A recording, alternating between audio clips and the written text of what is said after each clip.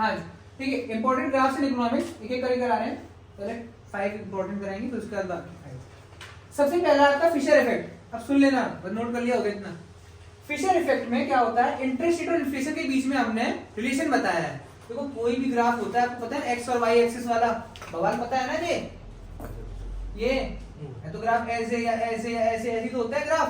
तो दो कंडीशन तो होंगी, दो के बीच का रिलेशन बताता है ग्राफ। क्या बताता है? दो के बीच का रिलेशन बताता है ग्राफ। ठीक, सबसे पहला आपका फिशर इफेक्ट। फिशर इफेक्ट आपको रिलेशन बताता है इंटरेस्ट रेट और इन्फ्लेशन के बीच में। इन्फ्लेशन क्या होती है? महंगाई। इन्फ्लेशन क्या होती है? महंगाई। ठीक है, इंटरेस्ट रेट क्या होता है?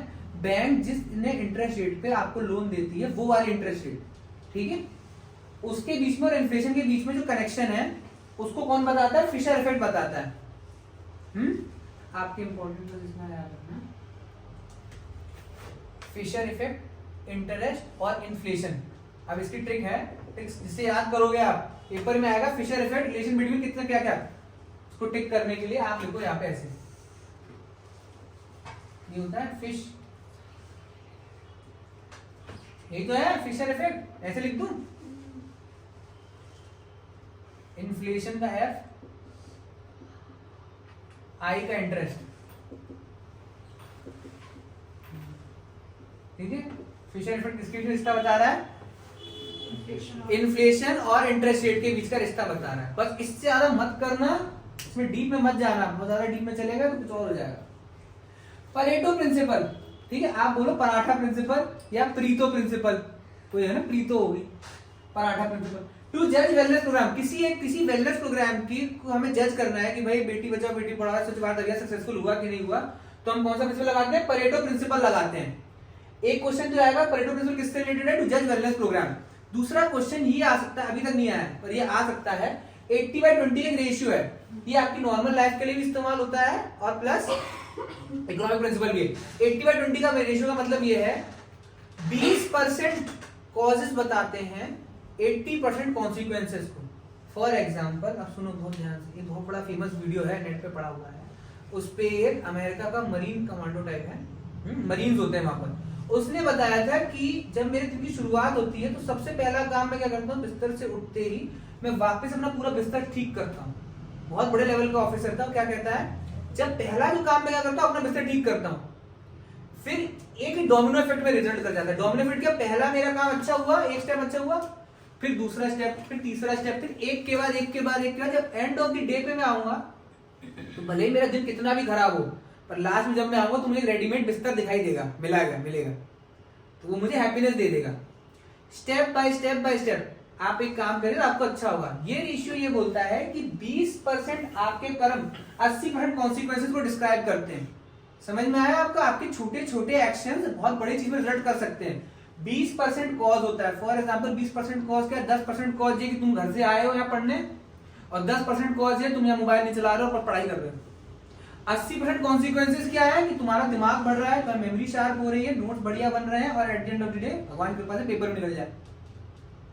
पर आपको करना क्या है? 20% अच्छी हरकत है, पॉजिटिव में। अब यही नेगेटिव की है, क्लास नहीं आया और कहीं और चले गए, है ना, स्विमिंग पूल, तो फिर कुछ और हो जाए। परेटो प्रिंसिपल टू जज वेलनेस प्रोग्राम, बूंद बूंद से घड़ा भरता है, सागर तो बाद में भरोगे, घड़ा ही भर लो। चलो, फिलिप्स कर्व क्या है? फिलिप्स कर्व इन्फ्लेशन और एम्प्लॉयमेंट को बताता है। फिलिप क्या बताता है? इन्फ्लेशन और एम्प्लॉयमेंट की, और महान आदमी है। इन्फ्लेशन हमें क्या लगता है? महंगाई बढ़ती है। इन्फ्लेशन क्या होती है? महंगाई बढ़ना। इन्फ्लेशन क्या होता है? महंगाई बढ़ना। महंगाई कब बढ़ती है? जब मार्केट में बहुत पैसा हो। मार्केट में पैसा ज्यादा आ जाएगा तो इन्फ्लेशन हाई हो जाएगा। ये याद रखना, लोगों को उल्टा लगता है वैसे, आप याद रखना।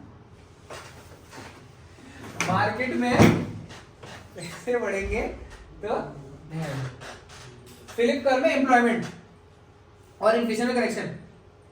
इस व्यक्ति ने पता है क्या बात बोली? इस व्यक्ति ने ये बोला कि अगर महंगाई बढ़ेगी तो एम्प्लॉयमेंट और मिलेगा। क्या मिलेगा? More inflation is equal to more employment. आप लोग सिंपल ऐसे याद रखना। फिलिप भाई जो थे, फिलिप ने ये बोला था कि महंगाई बढ़ेगी तो और रोजगार मिलेगा, महंगाई बढ़ेगी तो आपको खाने के लाले हो जाएंगे, तो आपको जाना पड़ेगा नौकरी करने, तो महंगाई बढ़ेगी तो एम्प्लॉयमेंट बढ़ेगा। अरे महंगी जाएगी चीजों जाओगे ना नौकरी करने। यूट्यूब प्रीमियम चाहिए तो पैसे चाहिए। इन्फ्लेशन एम्प्लॉयमेंट हुआ ठीक, आ जाएगा पेपर में, रोना नहीं ठीक। बहुत टफ में आता है, पता नहीं लोगों को टफ क्यों लगता है, क्योंकि लोग इसे डीप में चले जाते हैं, विकिपीडिया पे डलवाते हैं, फिलिप्स का पढ़ लेते हैं पूरा, मर जाओगे। ओकन्स लॉ, ओकन्स लॉ क्या है? ये बोलता है अगर जीडीपी बढ़ेगी, भाई इंडिया चाहता है उसकी जीडीपी बढ़े, जीडीपी बढ़ेगी तो आपका अनएम्प्लॉयमेंट भी बढ़ेगा। ये और नया कलिए से क्या है, जीडीपी बढ़ेगी तो अनएम्प्लॉयमेंट बेरोजगारी बढ़ेगी। क्या बोल रहा है ये? अब कैसे आप इसे याद करना, ट्रिक है इसकी। ओकुन्स लॉ नाम है ना इसको, ओकुन्स लॉ। तो okay unemployment, okay unemployment, okay मतलब जीडीपी बढ़ रही है, अनएम्प्लॉयमेंट बढ़ेगा, ओके अनएम्प्लॉयमेंट जी। और आए बढ़िया, तो हम क्या चाहते हैं, $5 ट्रिलियन इकोनॉमी हो जाए हमारी, बेरोजगारी बढ़ेगी, इसका मतलब समझ में आया? ओकुन्स लॉ के हिसाब से, मेरे हिसाब से ओकुन्स लॉ। इसीलिए क्या, अगर 5 ट्रिलियन की इकोनॉमी हो रही है तो इसीलिए बोल रहे हैं आत्मनिर्भर बन जाओ, क्योंकि अनएम्प्लॉयमेंट बढ़ने वाला है। आपके समझ में आया okay unemployment, Okun's law? Very good. Ricardian equivalence, Ricardian equivalence, Ricardian equivalence, Ricardian equivalence क्या बोलता है भाई, हमारे देश में कैसा टैक्सेशन है, प्रोग्रेसिव टैक्सेशन है। प्रोग्रेसिव टैक्सेशन मतलब जैसे जैसे आप और अमीर होते जाओगे आप पे और टैक्स देना पड़ेगा। इन्वर्टेड ड्यूटी स्ट्रक्चर बोला जाता है इसे, क्या बोला जाता है? Inverted duty structure. Inverted duty structure मतलब जो गरीब के गरीब है उन पे टैक्स नहीं है, उनको तो 2 रुपए का गेहूं, 3 रुपए का चावल, 5 रुपए की दाल और तेल और मिल रहा है राशन की दुकान पे, नेशनल फूड सिक्योरिटी एक्ट के अंदर।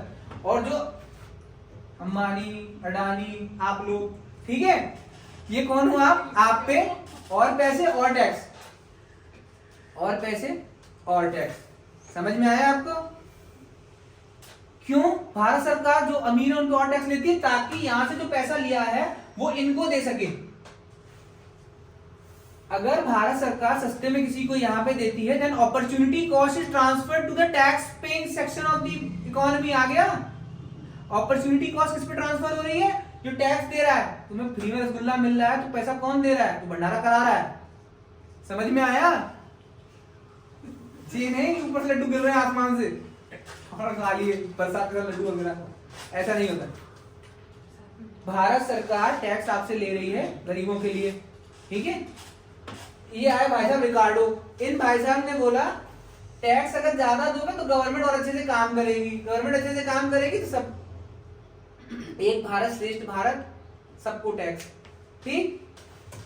गवर्नमेंट टैक्स समझ में आया? बेसिकली मैं तो ये जानता हूँ, रिकार्डो नाम का एक बहुत बड़ा इकोनॉमिस्ट था, इसने भारत सरकार को टैक्स देने का बहाना बता दिया, भारत सरकार और टैक्स लगाओ, ठीक है। एक और बुलेट ट्रेन आ गया समझ में आपको? बुलेट ट्रेन कहां से आ रही? वो अपनी पजेरो तो नहीं बेच रहे, ठीक, आ रही है ना, कहां से आ रही है? ये लोग टैक्स देते हैं। आईपीएल टिकट खरीदे हो स्टेडियम में जाने की? हाँ खरीद लेते। महंगी आएगी, क्यों आएगी? और टैक्स लगा। पेट्रोल पे क्या लगता है? एक्साइज ड्यूटी, टैक्स एकदम महंगा है। ये आपके बेसिकली 5 ग्राफ एक ओवरव्यू हो गया है आपका। इतना पढ़ के चले जाना, आपका कुछ ना कुछ टिक लगा के अच्छा आ ही जाओगे, ठीक। ओकुन्स लॉ याद रखना।